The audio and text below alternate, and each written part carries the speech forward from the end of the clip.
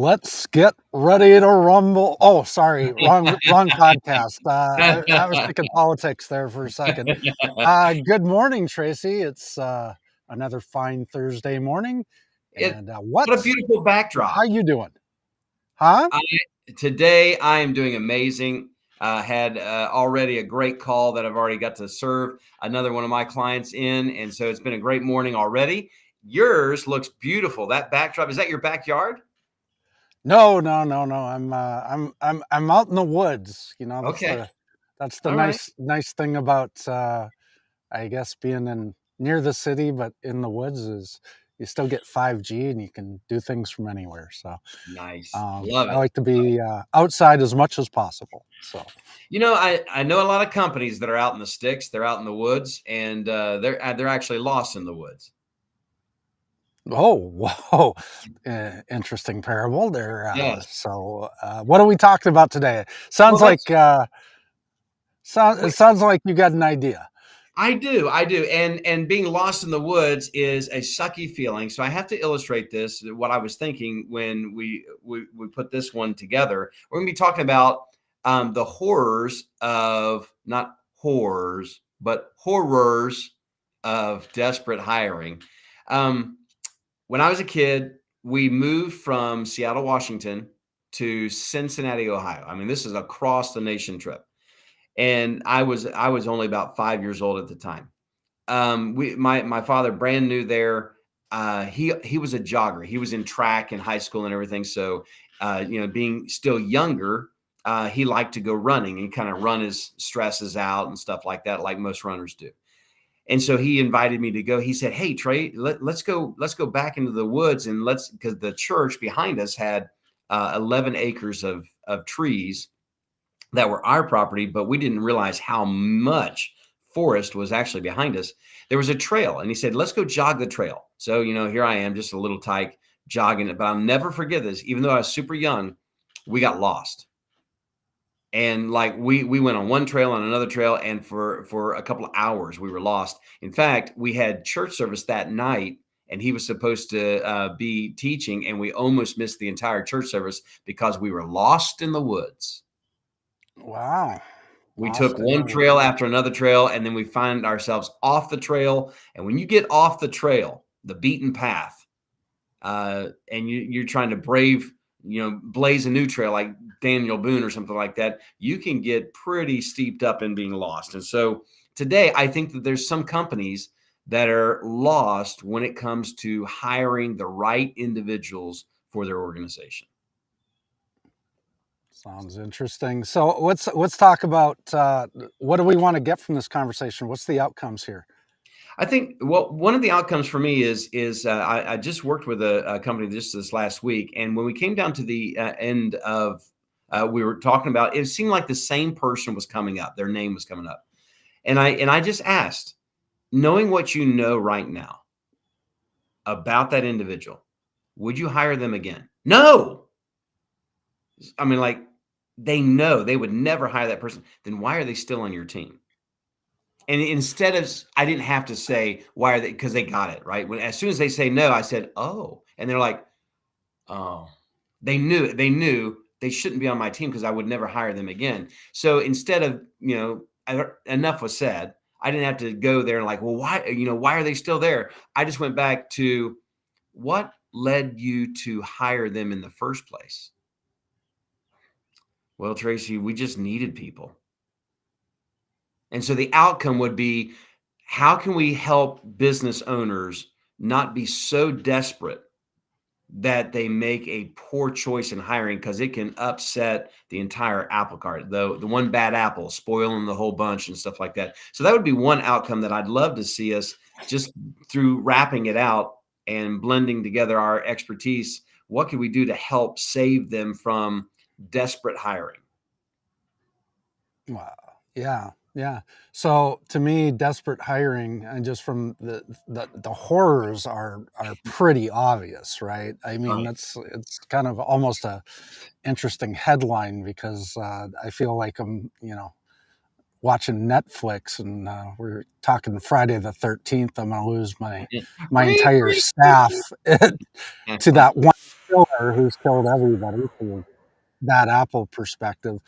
Um, what leads companies into a desperate hiring scenario? I mean, it's generally small business that ends up in this scenario, right? It's not. Yep. It's hopefully corporations, larger corporations, have had it put together at this point where they're properly planning resources for upcoming projects or for their targeted growth, and they Mhm. kind of know what the resource load is when they need those resources. Um, Sometimes, and this pandemic showed this, and up to now, is that there's the market's a little tough right now Mhm. because it's hard to find qualified people, Mhm. which can lead to kind of a desperate hiring situation. Yeah. Uh, Not understanding your growth or what your planned growth is can cause desperate hiring. Yep. Getting a getting and this is like the good and the bad. Getting that huge account, right? Yeah. All of a sudden you score this giant deal that you didn't plan on, and you suddenly realize that the resources for you to deliver on that project um, is going to be strenuous. So Mhm. you could end up in a desperate panic to fulfill that project, hire the wrong people from a desperation standpoint, and then end up killing your deal because you hired the wrong people to Absolutely. Yeah. deliver on the And project, right? And that's I love what you're talking about because it's like one thing feeds the other. So when we this is a powerful question you asked, what leads a company for desperate hiring? You mentioned like, exponential growth. I mean, like we grew so fast, like we had to find bodies. But then like when you go to the marketplace to find those people, you're looking for those people and you see a lot of people standing idle in the workplace. You see them like, they really don't want a job. They really would like to just kind of keep their unemployment check coming in, but they have to be, like, well, I have to at least pretend like I'm asking people for a job. And you don't want them on your team, but they're the only ones that you think. So there's this lack or this perception of lack of talent in the marketplace. And one of the organization I worked with, they said top talent already has a job. I was just going to tell you took it away from me, man, Oh, I'm because so that is sorry, that Paul. is the key. They're already working for someone Yeah, else. they're Yes, not the ones, that was the big problem. desperate hiring. You're looking for people that are available. Well, the people that really want to work for your organization, that they're probably unhappy with where they're at. But I think one thing that leads to desperate hiring that I was going to mention was high levels of turnover. You have people leaving your organization, and I've just seen this, witness this in the quick service industry. When I see people, okay, you're thinking, why do we have such a thing of turnover? And we got to find bodies. We got to because you still want to keep up with the volume. But it could be that what led to desperate hiring started at the leadership level. You were mistreating your team. They were leaving. And by the way, I think mistreating your team is not training them properly. You're mistreating them because then it sucks for them because like I come in here, I'm supposed to do this job. I want to do good, but you won't tell me what I'm supposed to do. And now I'm bummed out about it. I feel embarrassed. I don't have any confidence because I'm not trained. I'm not doing this anymore. They last like 2 weeks, 3 weeks, and they bounce. And now you got to find somebody to replace. And it's just kind of like this cycle going down, going down, going down. It's like flushing commode. Yeah, there's a lot to unpack there. So uh, the a couple of the points that I think are really important is quality talent's already working. That's like a huge point. So what do we do to get quality talent? A lot of times we have to use recruiters to do that because we have to go steal quality talent from other companies. And Mhm. I like to use the NFL for this example Let's because go. you watch, Dun, dun, dun, dun. all season long they play, and then near the end of the season they start pulling players from other teams. They go recruit. They've got their final day that they can, get their team together and ready. The uh, LA Rams a couple of years ago. did this and took a Super Bowl. Had Mhm. they took my boy Stafford and from the Lions, and they ended off pulling off a Super Bowl. They pulled a couple of guys out of the bars to play. You know, it's a really good analogy because ultimately, depending on the situation, getting that great client, that huge client that just Mhm. you know tripled your company's revenue, and then needing to fulfill it, you might need to go grab a recruiter to go find the right talent to deliver on that. Mhm. Um, but ultimately, desperate hiring, it's honestly, it boils down to one thing: piss poor planning. Mm. And that's ultimately what it is piss poor planning. It's not planning for your growth and not planning for projects that are coming, not planning, not planning your, it's the word I'm looking for, not planning the responsibilities that the people that you're going to bring on board are Mm. there, not training them, to your point, not, you know, it all falls on leadership. Yep. um, from that perspective. You get in a desperate hiring situation because you've not planned out your trajectory well, Mhm. and you are now paying the price. Yeah. Paul, You know, what I'm it's interesting, like, we have a type, right? So, like, if you're married, I'm married, I have a type. And the type that I have is the woman that I've been married to for 27 years. We have a type. Like, and I knew what I wanted. What I wanted most of all when I got married, and I'm heading somewhere with this. But when I got married, I knew that the type of person, because I'd had people be disloyal to me or betray me or whatever, or in relationships cheat on you or whatever with somebody else. And, like, no, I want loyalty. I want honesty. I want open, but I also want beauty. But I wanted a beauty that, like, I felt like I heard this, Paul, when I was just a kid. I don't know if my dad said it or something like that. You know, they were interviewing, third graders, fourth graders about, like, what is love. And some of them were like, well, what is true love? True love is when, the girl puts on smell good and the boy puts on smell good and they go out and smell each other. Like, that's true love. That's, like, just funny. But then one that I really wrapped my head around was, somebody loves you with true love when your name is safe in their mouth. And, like, that really great. So I was always thinking, the woman that I want to marry, I want to know that my name is safe in her mouth, that she's not going to talk bad about me, that she's going to be like, I want to be that hero. I want to be that person. Well, when I was dating who would become my wife, that's how she made me feel. Just when she said my name, I felt special.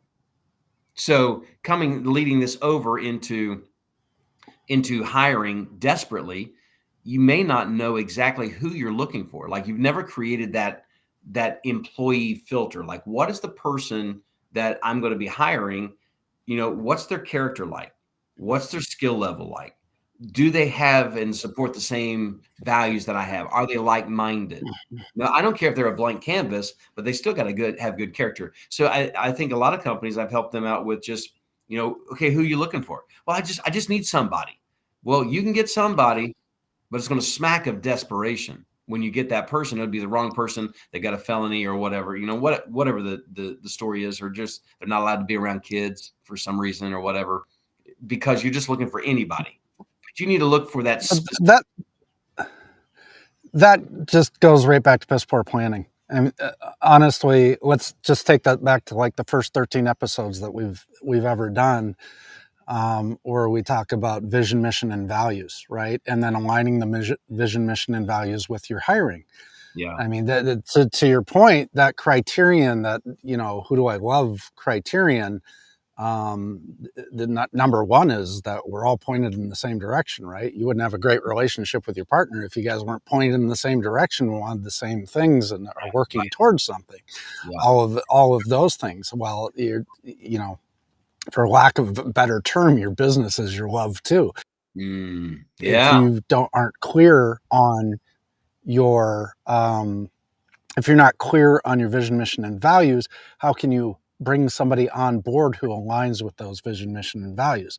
And if you're bringing people on board that don't align with your vision, mission, and values, that's a desperate hire.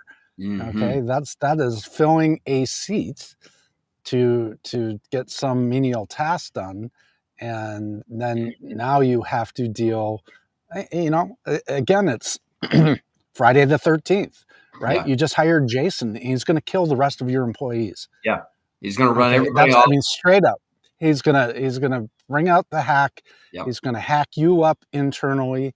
He's going to hack up all of your employees. It's going to create um, he's going to create conflict. He's going to talk badly about the company, about other employees. He's going to talk bad about the company and other employees to customers and Mhm. all of that. Or he's going to treat the customers poorly because he doesn't align with the company.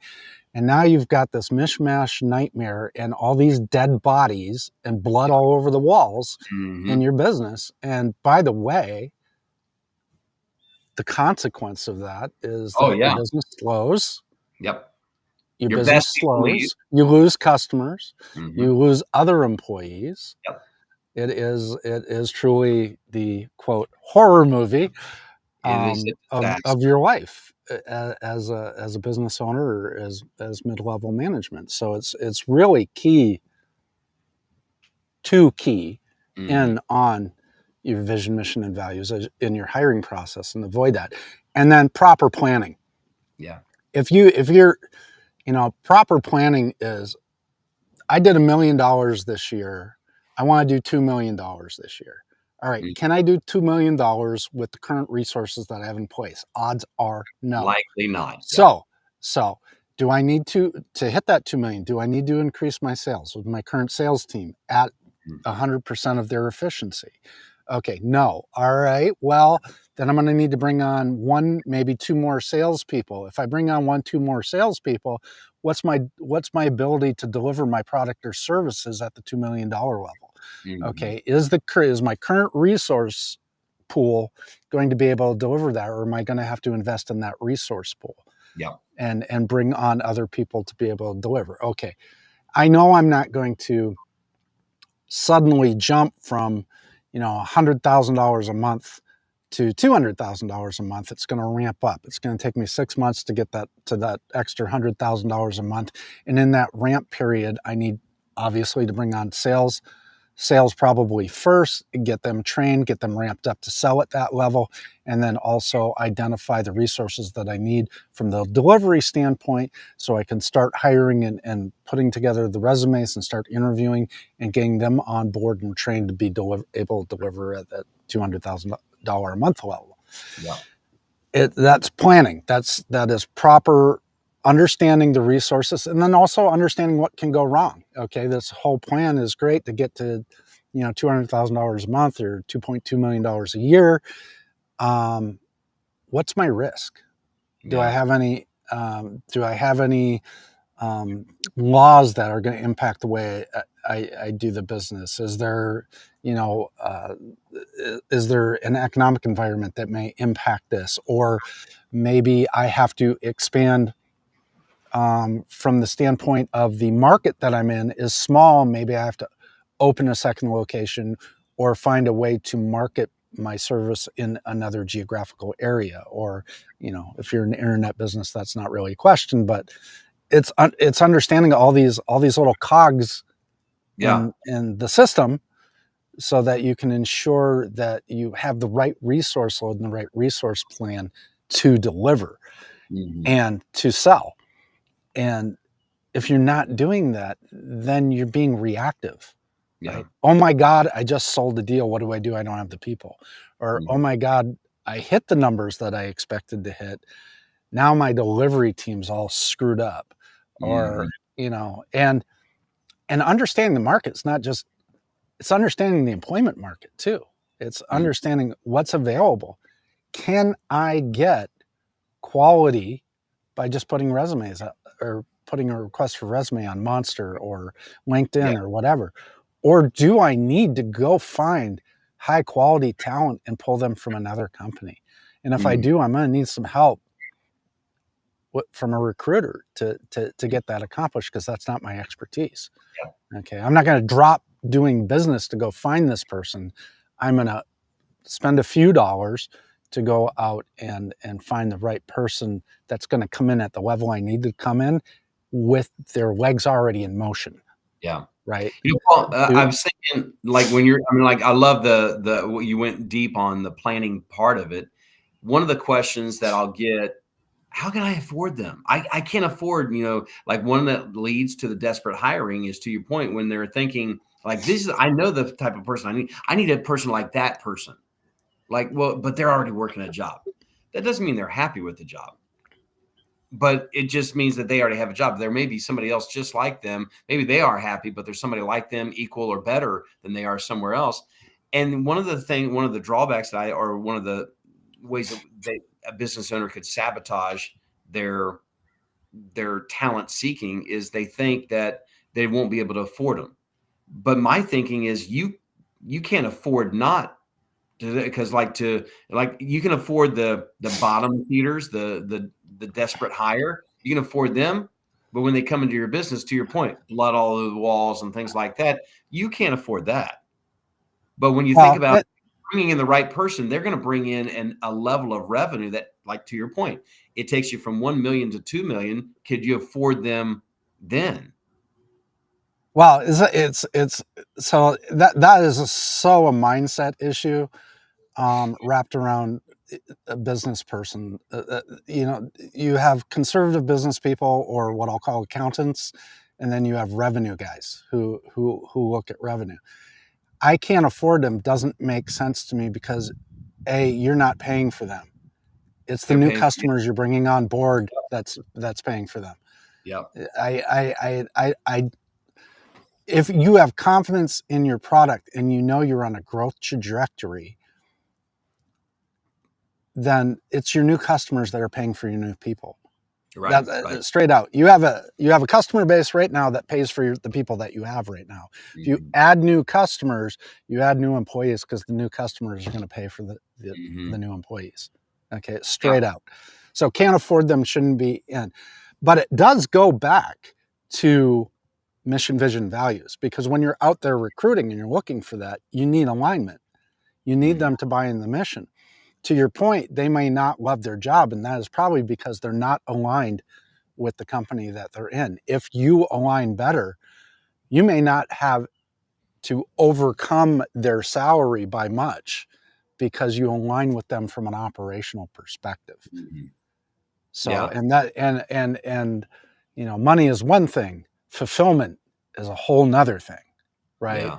And if they see the position that you have versus the same position at another company, but they see that working with you, they're going to have a fulfilling experience Mhm. in Yep. their job, that is going to That's move them to you far quicker than money will. Yeah. Well, one other layer on that is that when you're, like you said, I loved how you brought out hiring the right people. They're bringing their revenue with them because the customers they're going to attract, because the business they're bringing in, so they're already paying for their salary. But another thought is, what I've seen in other businesses is, if you've got riffraff running around, got the wrong hires there, going out and finding the right talent, bringing them in, they may replace two of them. So, like, two of them walked because they realized, oh man, they were exposed, right? Oh man, I've been doing nothing around here, and now this guy's coming in and making me look bad. I'm out of here, because now there's pressure on to produce like that person is producing. These people can't measure up. They're out, and now you got. I mean, sometimes one person can replace two or three in the organization if it's the right person, and you've got the wrong people on your organization. Right. Well, and there's many strategies to this depending on the situation, right? Just last week, I negotiated a distribution deal in Italy, right? Mm, So the company can't afford to pay for marketing in Italy. It's just we don't know the market. We're just uninformed. I mean, we right. do a lot of research. We can spend money on consultants, go over there, but to me, I was like, let's put enough in the product, right?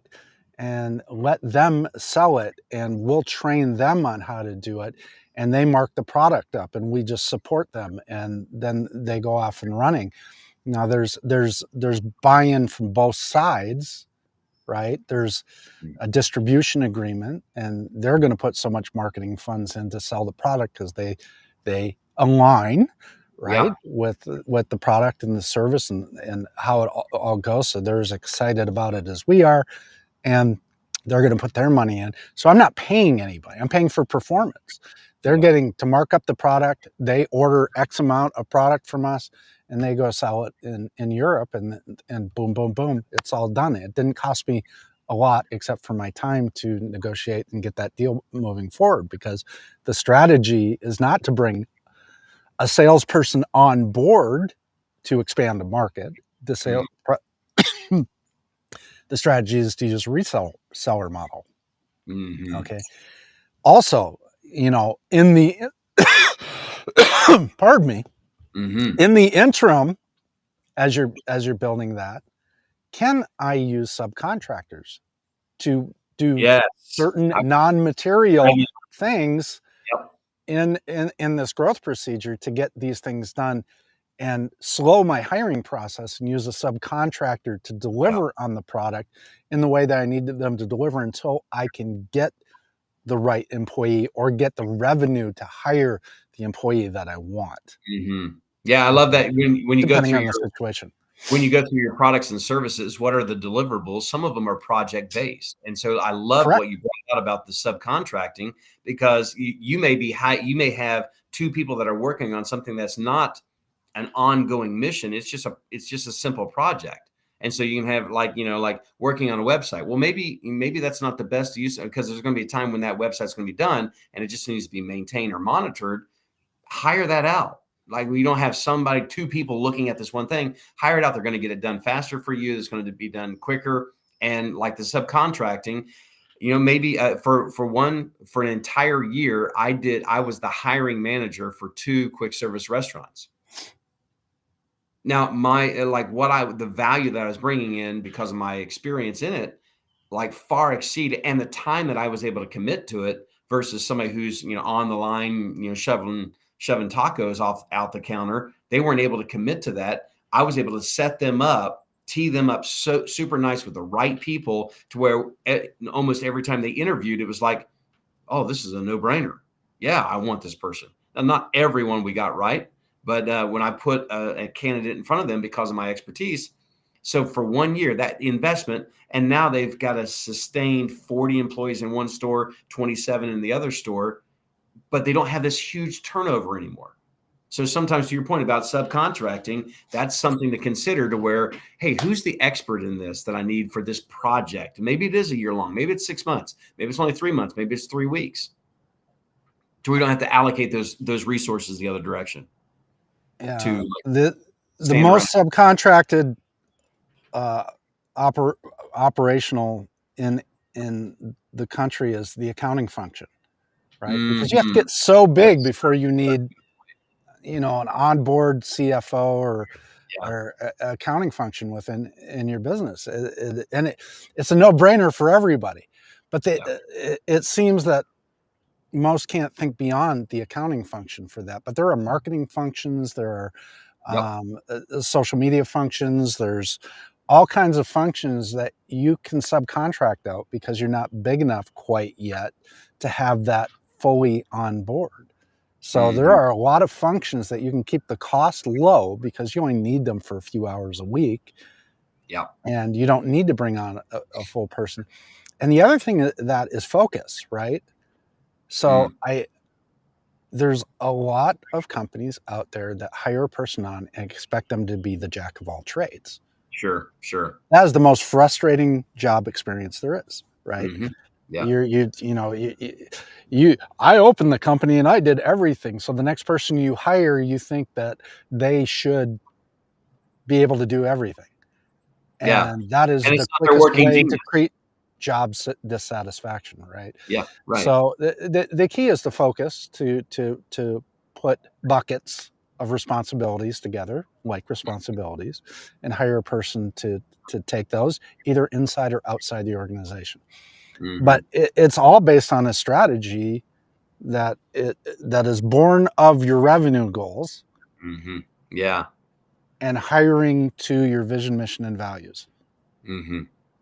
Well, That I think that's the biggest way to avoid having the Friday the 13th mm. death of your staff in this desperate hiring situation Yeah, to and I mean, to like, that. for our viewers, I mean, being flexible and creative, it could be like, to your point, you're like, I got this job description. I want them to do this, da, da, da, da, da. And I found this one guy and he loves doing these. He hates this and this. I'm going to go ahead and hire him. Well, he's going to be miserable in these things that you're in the job expectation. He's going to love this over here. Why not consider two part-time employees that both love these two different things that are not even in alignment with, the one job description, like this one role, this one function? Get creative. It's your business. If it's your business, then you get to create that role. Sometimes it may be just a new role that is not even on your organizational chart that you want to create. And maybe it's like, hey, I've never looked at it this way. You spin the beach ball around and now you're looking at it from a different perspective. This is not one job. This is actually two, or this is not two jobs. This is actually one. And then Mhm. you consider it from that point. Paul, I think you mentioned you went down this, and I don't think that we gave it enough time, and maybe we can just spend in the last few minutes on this one. You were talking about fulfillment in the workplace. Yes. That, like, somebody's working a job, and like, well, how do I attract top talent because they've already got a job? They must love it. No, they may not be fulfilled at all. But like, so I think something's got to be said about positioning yourself in a way so as to attract the top talent, because the vision is there. People really know, like, oh, I want to be a part of that. Look what they're doing. They're going to make a dent in the universe. I want to help make a dent in the universe. I mean, like, whatever that big, hairy, audacious goal is, we're doing something. They look at, like, I'm just doing this same, rinse and repeat. But I look across the fence and I see, man, that company, they seem like they're doing something and seem like they're going somewhere. And when I look back at like 2021 at the end of the year, when, like, what is it, 9.2 million jobs were left vacant, and the number one reason was they didn't feel like it was fulfilling work. They didn't find meaning in it. And so they left those jobs looking for, like you mentioned, work fulfillment. Yes. So, not everybody wants fulfillment. Hmm. So, there are a good portion of the population who wants to go to work, collect a check, and go home. And that's fulfillment, though. That's how That's they're fulfilled. well, right. But in the context of what we're talking Right. about, that's Yeah. a I, different I, I know your mindset. point. It's a very small, like, for me, not It's enough a for very me. different mindset. And then Yeah. there are those who want fulfilling work that drives them to those are the people that stay extra hours and do things that are Yeah. far out. There's those who want to, spend time 9 to 5, collect check, go home. And then there are those who buy into the vision, mission, and values, right? Should there be a place for both people in your Which organization? which one do I need? Okay. Ah, nice, nice. Yep. Which one So do I there's need? room for both. You're just I don't finding. want to speak like we're talking for everybody here because there's two very specific there are those that you want those Yeah. there are jobs very specific that work with to that mindset and and sustain them, and you see Hmm. them all the time. Okay. And then there are the other ones. So which ones do you need? I Number love one, it. to avoid the desperate hiring, Yeah. but to really get that. This group that needs real fulfillment from the work as opposed to the job, Hmm. fulfillment from the work, need the you need to bring those on with an alignment to your vision, mission, and values. Hmm. This subset doesn't give a shit. Hmm. Okay. They want to show up, collect their check, and go home. And as long as they're, doing whatever the job is and Yeah. executing, that's if that's what you don't need that from these guys. Don't try to Mm, find that from these guys, because you're like a fool. You're running a fool's errand. yeah. Okay. For certain positions, you need this. You need this alignment with your vision, mission, and values. Hmm. So wisdom, know which you need and which group you need to choose from, and then go out and fill your positions from those two pots where they need to be filled. Yeah. And And you'll likely structure your interview questions and everything around knowing which one you need. that's correct. Yeah. Yeah. And I That, mean, again, to the point of where this started from, and to close out, it is imperative that that you understand your business and that you understand where it's going, so that you can properly plan. And if you can get anything out of this today, take 2 hours a week, schedule it in your schedule, and put the headline strategic thinking, hmm. and start looking at your business from 60,000 feet as opposed to being in it. And most of the time you're in it, you have to schedule time out of it so you can think about your business differently, Yeah. Yep. and that you can think about it from a strategic perspective. Where am I driving this ship? Hmm. And if I'm going to get there, what do I need in place to get there? Yeah. Take two Yeah. hours a week and just think You about your business strategically, and not whether it's flipping burgers or selling candy bars or selling Porsches. hmm. It doesn't matter. You need to take the time to look at your business, where it's going, what you can do to get it to where you want it to go, and what the risks are or the blocks to getting there, so that you can have mitigations and get there.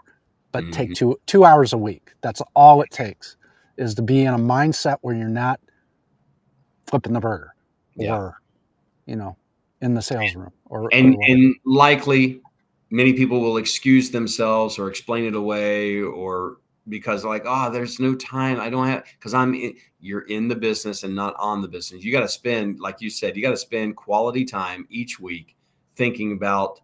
I mean, that's probably the hardest work that the owner or founder or CEO or GM has to do, is think on the business strategically. I think it was Thomas I don't. Edison. I think it's one of the easiest things. What I think is that we forget to schedule the time to do it. We don't commit to doing it, so it never gets done.